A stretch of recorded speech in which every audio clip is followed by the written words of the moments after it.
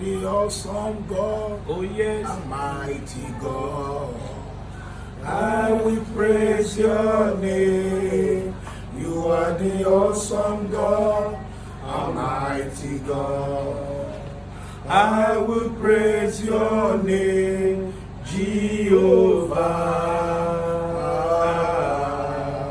Jehovah. I will praise your name, Jehovah. You are the awesome God. You are the awesome God, Almighty God. I will praise your name. You are the awesome God, Almighty God. I will praise your name, Jehovah. I will praise your name, Jehovah. Àtúndúpẹ́ lọ́wọ́ ilé ẹ̀kọ́ sí Olódùmarè. We thank you one more time, Almighty. Mo tún wólẹ̀ níwájú yín. Ọlọ́run àgbáláyé ti tóbi lórúkọ rẹ̀. I bow before you, O God, mighty is your name. Ọba tó ti ń ràn mí lọ́wọ́ bọ̀ láti bẹ̀rẹ̀ pẹ̀pẹ̀ nígbà tí ìpàdé ti bẹ̀rẹ̀. The King that has always helped me from the beginning of this program. Ìwọ ni kò jẹ́ kó sú mi, kò jẹ́ kó rẹ̀ mí láti ìgbà tí program ti bẹ̀rẹ̀. You are not the one that don't allow me to be weary of faith from the beginning of this program. Láti December ọdún tó kọjá on the 29, mo ti wà ní orí pẹpẹ. Since December last year, 29, I've been on the altar. Adúpẹ́ lọ́wọ́ láti di àkókò yìí ẹ ṣe wà síbẹ̀ ẹ kò yípo padà. We thank you until now, you are still going, never change it. Àyàn ológojú pé ẹ̀yin Ọlọ́run ìgbàlà mi, ẹ̀yin Ọlọ́run asà mi. We give you all glory because you are my God of my salvation and my Ẹ̀yin lẹ́ ń ró shield. mi ní agbára, lẹ́ ń fún mi lókun àti agbára sí ní gbogbo ìgbà. You are the one that give me strength and power all the time. Tó bá ṣe nípa tí ọgbọ́n ìmọ̀ ènìyàn ni kò bá ti sún mi, kò bá ti rẹ̀ mí. I mean that if it's by man wisdom, I'll be tired. Ṣùgbọ́n nítorí pé ìwọ ló ń ràn mí lọ́wọ́, ẹ̀lẹ́ ń tì mí lẹ́yìn, ẹ̀yin lẹ̀ yẹ kó rẹ̀ mí, kó sún mi. Because you are the one that always back me and protect me and give me strength. Ògo ni forúkọ yín lókè ọ̀run. Glory to your name in highest. A tún tẹ̀síwájú lónìí, Olúwa bá wa tẹ̀síwájú. As we continue with us, Ẹ jẹ́rìí ara yín ní àṣálẹ́ yìí. manifest your power Ẹ tonight. rìn bóyá Ọlọ́run akọni ẹlẹ́rù. Move as a mighty one. Ògo ni forúkọ yín lókè ọ̀run. Glory to your name in highest. Jésù Olúwa wa. In Jesus' name, our Lord.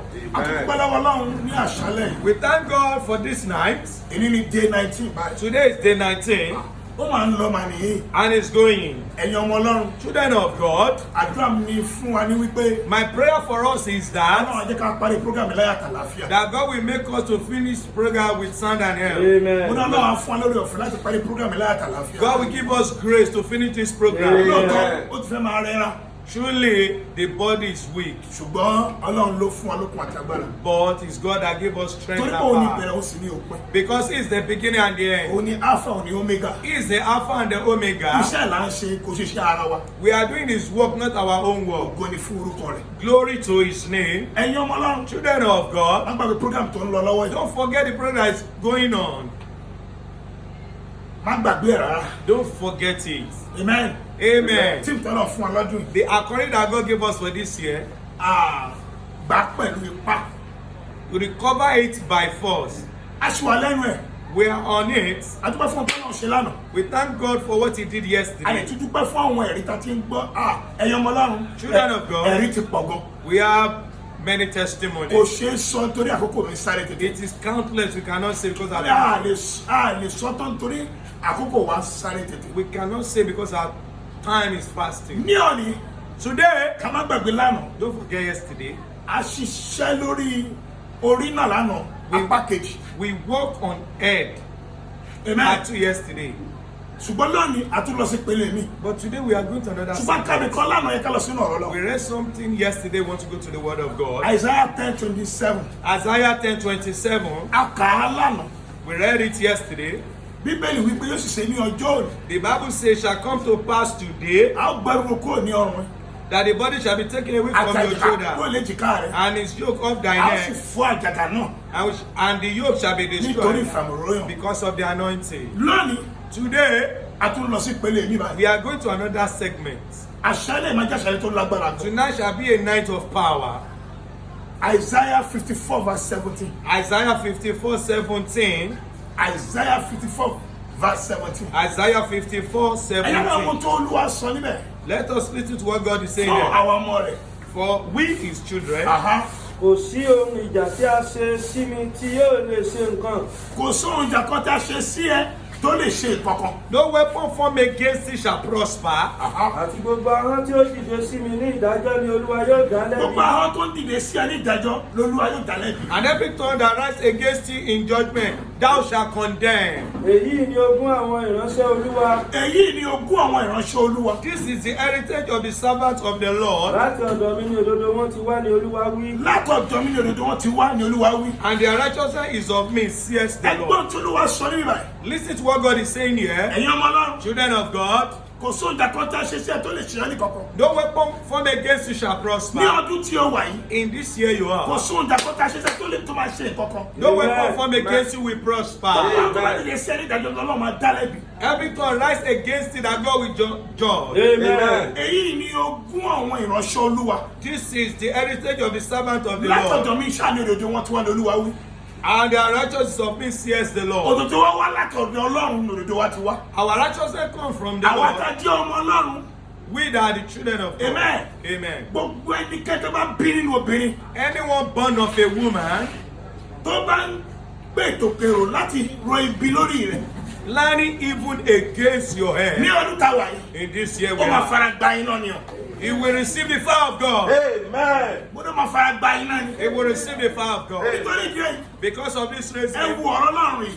look at this word of Kò sóhun God. ìjà kan tá a ṣe sí That no weapon formed against me will tó lè prosper. ṣe ọ́ ní ìkankan. That will prosper. Gbogbo àwọn tó bá dìde sí ọ ní ìdájọ́. Every tongue rise against thee in judgment, Gbogbo àwọn ibi tó bá dìde sí ọ ní ìdájọ́. even tongue that rise against thee in judgment. Gbọ́ ìwọ arábìnrin tó ń gbọ́ mi yẹn. Listen, you that woman listening to me. Gbogbo àwọn tó bá dìde sí ọ ní ìdájọ́. Every tongue rise against thee in judgment. Ọlọ́run máa dá wọn lẹ́bi lónìí lórúkọ Jésù. God will condemn them today in the name of Jesus. Nítorí ọ̀rọ̀ Ọlọ́run máa dá wọn lẹ́jọ́ lónìí lórúkọ Jésù. Because of your sake, God will judge them. Amen.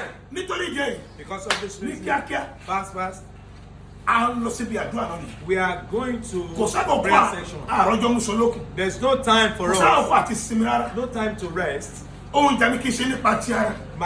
Our weapon is not carnal, Ṣùgbọ́n ní agbára láti wọ́ bí gíga. but it's mighty to put down the stronghold. Jọ̀wọ́ gbọ́ mi ní àṣálẹ́. Please listen to me tonight. Wo nǹkan tó bá ṣe lọ́wọ́ jọ fi sílẹ̀. Please, anything you are doing right now, stop it.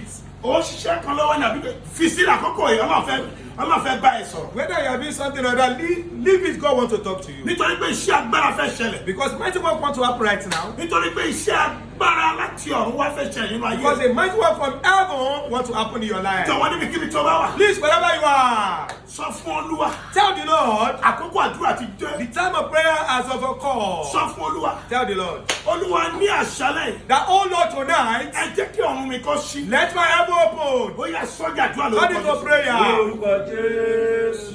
Ẹ̀mí mímọ́ o, Olúwa ní àṣálẹ́ yìí, Olúwa jẹ́ kí ọ̀run mi kó ṣí. Olúwa jẹ́ kí ọ̀run mi kó Lord, ṣí. let my heaven Olúwa be jẹ́ kí open. ọ̀run mi Olúwa kó jẹ́ ṣí. kí ọ̀run mi kó Olúwa jẹ́ kí ọ̀run mi kó ṣí.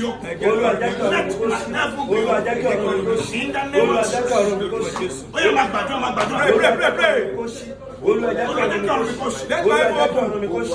Olúwa jẹ́ kí ọ̀run mi kó ṣí. Olúwa jẹ́ kí ọ̀run mi kó ṣí. Olúwa jẹ́ kí ọ̀run mi kó ṣí. Jésù Olúwa wa. In Jesus' Báwo name. Shout from the bottom of your heart. Gbogbo lórí ẹlẹ́yẹ The end of all witchcraft tó ti dá májẹ̀mú pẹ̀lú ìdílé mi lọ́dún yìí. that have made a covenant with my family this year. Gbogbo lórí ẹlẹ́yẹ End of all witchcraft tó ti dá májẹ̀mú pẹ̀lú ìdílé mi lọ́dún yìí. that made covenant with my family this Ó year. yá gbọ́ fà iná. Receive the fire, arrow of Gbọ́ fire. fà ẹ̀jẹ̀. Receive the arrow of Ó blood. yá àdúrà. Pray. Ní orúkọ Jésù. Ẹ̀mí mímọ́ o, gbogbo lórí ẹlẹ́yẹ, gbogbo lórí ẹlẹ́yẹ tó ti dá mẹ́jọ tó bàbá ilé àti ìdílé mi lọ́dún. Ìwà ìláyà, ó yẹ sọ fà iná ẹ̀gbọ́ fà ẹ̀jẹ̀. Gbogbo lórí ẹlẹ́yẹ tó ti dá mẹ́jọ tó bàbá ilé àti ìdílé mi lọ́dún. Ó yẹ sọ fà ẹ̀jẹ̀, ó yẹ sọ fà iná, ó yẹ sọ fà ẹ̀jẹ̀. Ẹ̀gbọ́ fà iná, ẹ̀gbọ́ fà ẹ̀jẹ̀, ẹ̀gbọ́ fà iná, ẹ̀gbọ́ fà ẹ̀jẹ̀, ẹ̀gbọ́ fà iná, ẹ̀gbọ́ fà ẹ̀jẹ̀. Jésù Olúwa wa. In Jesus' Pariwo. name. Shout. Gbogbo ojúbọ èṣù ilé bàbá mi. Every shrine of my father's house Tó ń ṣiṣẹ́ ibi lórí ìṣẹ̀dá mi. working evil upon my head. Ní kábùlì máa sàbẹ̀. Aha. Aha. tọkọtìyàwó yẹn ẹ gbé ọwọ́ sórí yín báyìí. You that couples, lay your hand upon your tí ẹ ń head. gbọ́ mi lọ́wọ́lọ́wọ́ báyìí. That you are listening to me right now. gbọ́wọ́ lè ṣẹ̀dá rẹ lórí. Lay hand upon your head. gbogbo ojúbọ èṣù ilé bàbá mi Every evil shrine of my father's tó house, ṣiṣẹ́ lórí ìṣẹ̀dá mi. walking upon my head. lánàá kan jáde. Catch fire, come ó out. yá àdúrà. Pray. Jésù ẹ̀mí mímọ́ gbogbo ojúbọ èṣù ilé bàbá mi èyí tó ń ṣiṣẹ́ lòdì sí ìṣẹ̀dá mi èyí tó ń ṣiṣẹ́ lòdì lórí ìṣẹ̀dá mi lórúkọ Jésù lánà jáde jóná jáde lánà jáde jóná jáde lánà jáde jóná jáde lánà jáde jóná jáde lánà jáde jóná jáde lánà jáde jóná jáde lánà. olúwa wa. In Jesus' name, my gbogbo Lord. alágbára òkùnkùn Every power of darkness, tó fi kòkò àti gbá using calabash and pots, tó fi ń wo ayé mi monitoring my life, nílùú tàti gbé bí ẹ. that your place of birth.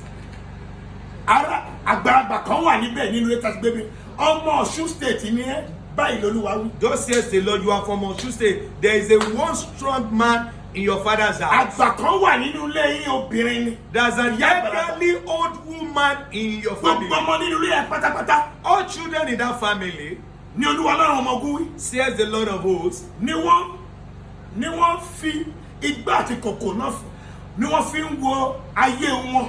they use calabash and pot to monitor all the journey of their lives. gbàdúrà yìí. Pray this prayer.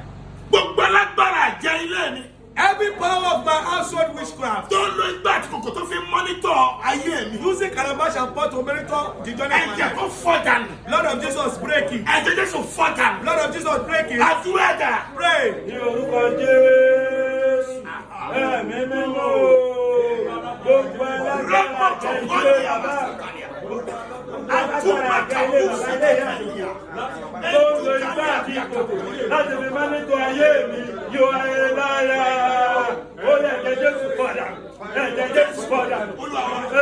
agbá tó ń sọ ní dilẹ̀ pátápátá. That power that puts someone to ground finally. ẹnìkan gbọ́ mi lọ́dọ̀ báyìí. Someone is listening to me right now. báyìí lolúwa wí. Thus says the Lord. Ọlọ́run ti fún ẹ lórí ọ̀fẹ́ kan. God has given you one grace. ó wà lókè níwọ̀nba agbára tiẹ̀. With your own capacity, you are still at the top. àjẹ́ kan fẹ́ fa ìlú lẹ̀ pátápátá. One witchcraft want to pull you down finally. wípé ilẹ̀ lẹ̀ pátápátá fẹ́ já ẹ wálẹ̀. That we want to pull you to the ground ẹni finally. tó bá ní etí kó gbọ́n tí ẹ̀mí sọ. He that have ears, let him hear what the Spirit is saying. níbikíbi tó bá wà tó bá ń gbọ́n mi. Wherever you are listening to fi me. bínú gbàdúrà. Use anger to pray this prayer point. gbogbo agbára Every power tó ń sọ ní dilẹ̀ pátápátá. that is pulling someone to ground finally. lánàá. Catch fire! àdúrà. Ní orúkọ Jésù ẹ̀mí mímọ́ gbogbo alágbára tó máa ń sọ ní dilẹ̀ pátápátá níbi ìlà níbikíbi ó yẹ máa ta iná lórúkọ Jésù gbogbo alágbára tó máa ń sọ ní dilẹ̀ pátápátá lórúkọ Jésù lánà jóná lánà jóná lánà jóná jésù lánà. olúwa. In Jesus' name. ìkórìtà tó ti máa ń já ẹ̀ wálẹ̀ nílé tá ti gbé bí mi. That junction, they always put someone down in my father's ìkórìtà house. tó ti máa ń já ni wálẹ̀ nínú ilé tá ti gbé bí mi. That thick junction, they put someone down in my father's house. ara àti lọ kó fọ́ ibẹ̀ kó bà bẹ̀ jẹ́. Thunder and fire destroy the place and ẹ consume pariwo it. gbogbo èdè àdúrà. Ẹ̀mí mímọ́ ìkórìtà That thick junction, tí òkùnkùn ìdílé that the darkness of my household, tó ti máa ń bá yín lẹ́yìn tó máa ń já ní kulẹ̀. they destroy and put someone's life down. tó ti máa ń já ní bọ́. That they always put me down. ìrẹ̀lẹ̀ pa. You are a liar. ìkórìtà yẹn. That junction, wọ́n gbé náà lọ́bẹ̀. I go there with wọ́n fire. gbé àrà lọ́bẹ̀. I go there with ara àti thunder. lọ́kọ̀ bà bẹ̀ jẹ́. Thunder and fire destroy the place. jọ̀wọ́ ṣáájú ọ̀rọ̀ gbà. Please, in that prayer, you are praying. jésù olúwa wa. In Jesus' name, my Lord. sórí òṣì tó ń bá ayé ẹ̀ fa yẹn. That wretchedness that is threatening your life. Ìwọ ọkùnrin tó ń gbọ́ mi. You that young man listening to me. Ìwọ mẹkáníìkì tó ń gbọ́ mi. You that mechanic that listening to me. Iṣẹ́ burúkú yẹn tó ti bá ayé ẹ múlẹ̀ yẹn. That terrible poverty that made you come out with kó fọ́ dànù kó nù ayé. Lord of Jesus, break it away from your life. Amen. Gbogbo májẹ̀mú òṣì tó ń bá ṣẹ̀dá mi rìn. Every covenant of poverty working with my life. Gbogbo ẹ̀ tó bá ń gbọ́ mi jọ sẹ́rí gbàdúrà yìí. Everyone listening to me. Gbogbo májẹ̀mú òṣì tó ń bá ṣẹ̀dá mi rìn. Every covenant of poverty working with my life. Láàárọ̀ jáde kúrò nínú ayé mi. Come out of my life. Àdúrà. Pray. Mímọ́ o, gbogbo májẹ̀mú òṣì ó bá ìṣẹ̀dá mi rìn. Lórí ilé tó bá ṣẹ̀dá mi. Gbogbo májẹ̀mú òṣì ó bá ìṣẹ̀dá mi rìn.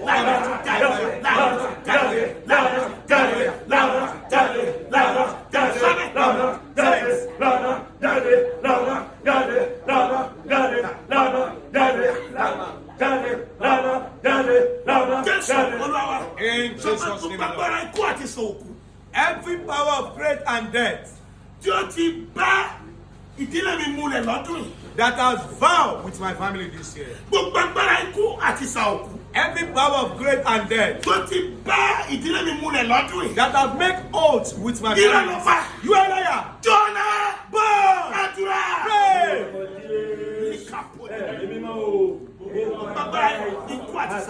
Every power of great and death that has made oaths with my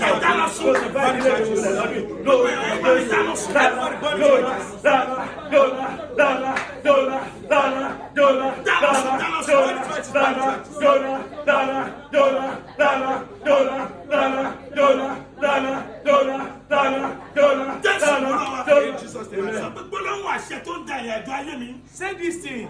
Word of authority that is destroying word of authority of darkness destroying the joy of my life. Word of authority of darkness that is destroying the joy of my life. Right now, both watches out of my life. Pray. Gbogbo gbọ́lọ́wọ́ sí òkùnkùn tó ń tẹ ìrìnàjò ayé mi rú. Gbogbo gbọ́lọ́wọ́ sí òkùnkùn tó ń bẹ ìrìnàjò ayé mi rú. Lọ́wọ́lọ́wọ́ báyìí lórúkọ Jésù.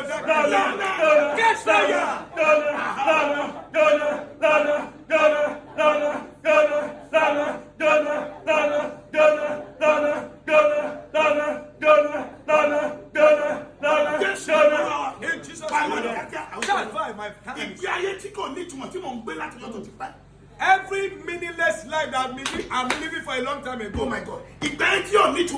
Life of meaningless that I'm living for a long time ago. Fire of God. Burn it righteous in my life. Ìgbé ayé tí kò ní túmọ̀ tí mo ti ń gbé láti ọdún tó lọ tí mo ti ń gbé láti ẹ̀yìn wá. Gbogbo ìgbé ayé tí kò ní túmọ̀ tí mo ń gbé láti ẹ̀yìn wá.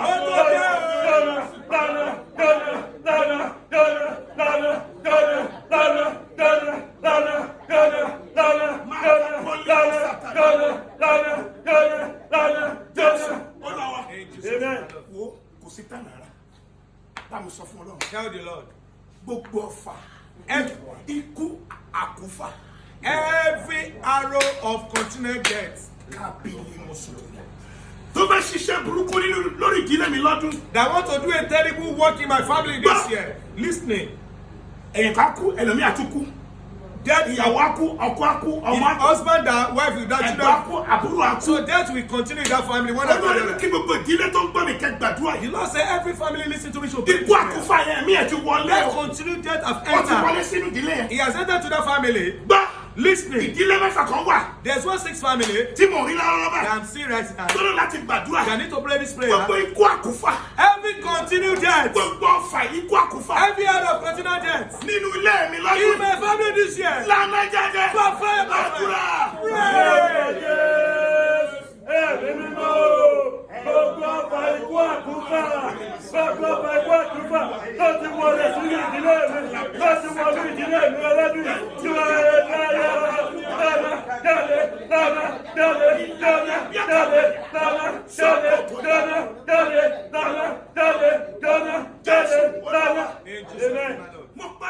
I decree. The time we are talking has come.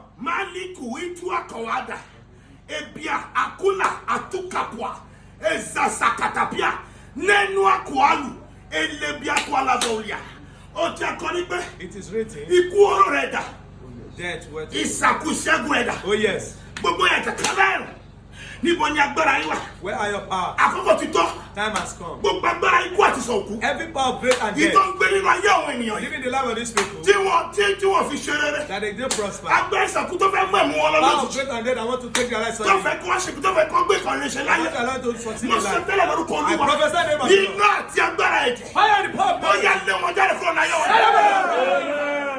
alẹ́ abiakọ àtìwáyà ambiku dadu alaki agagagapua asokoto biakọ alaya mo paláṣẹ I prophesy. mo tó lórí máa ń jẹ mú ẹjọ I dáàbò stand of the covenant of the Lord. ilẹ̀ mìíràn yanrin ni Any other God? ọ̀gá àgọ́lọ́rọ̀ mi ní agbára lọ́lọ́ba Glorious one that said, kò ń ṣe mi ni mò ń sọ̀rọ̀ I'm not the one speaking. ẹni tó rán mi níṣẹ́ The one that said ní me. abẹ́rẹ́ abẹ́rẹ́ tí ẹ àwọn jẹ I fún was afraid of it not nítorí máa ń jẹun tó ń bẹ nínú ọ̀rọ̀ because rẹ of the covenant in your ọdún word. bẹ̀rẹ̀ kájọ orúkọ rẹ You lọ exalt your mo word. tó lórí máa ń I jẹ mú ẹjọ rẹ stand of the mo covenant of the Lord. paláṣẹ I gbogbo prophesy. tó ti dájọ́ ikú fún All the people have judgment of death. ọmọ yẹn tó dájọ́ ikú fún That your child have the judgment of ọmọ death. obìnrin ọmọkùnrin dájọ́ ikú fún That yẹn your men and female mo child. paláṣẹ I decree. agbára ikú àti sòkú Power of death and ó grave. yẹ kó láyé kó láyé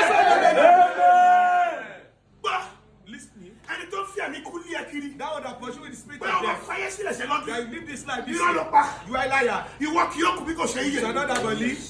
kí wọ́n kó lè máa rò sí àjọ To declare the word of the ọ̀rọ̀ word. ọlọ́run nìyẹn That's the word of mo God. paláṣẹ I decree. ó ní kú lórúkọ Jésù You will not die. tí yẹn ló máa yẹ You shall live. elatuala abiakuala abiakuadabela ikudapu seketeya indalia kadatuakuala nítorí máa jẹ mọ́rọ̀ Because of the covenant of his word. nítorí máa jẹ mọ́rọ̀ Because of the covenant of his word. nítorí máa jẹ mọ́rọ̀ Because of the covenant of his word. gbogbo mi kú yẹn Every water of death tí wọ́n fẹ́ gbé ẹ sínú ẹ̀ that they want to pull you inside. ẹni tó ṣiṣẹ́ burúkú yìí That person that do evil work. kó la iná sọ̀rọ̀ rẹ kó Yes, jẹ́ ní abúlé in the village.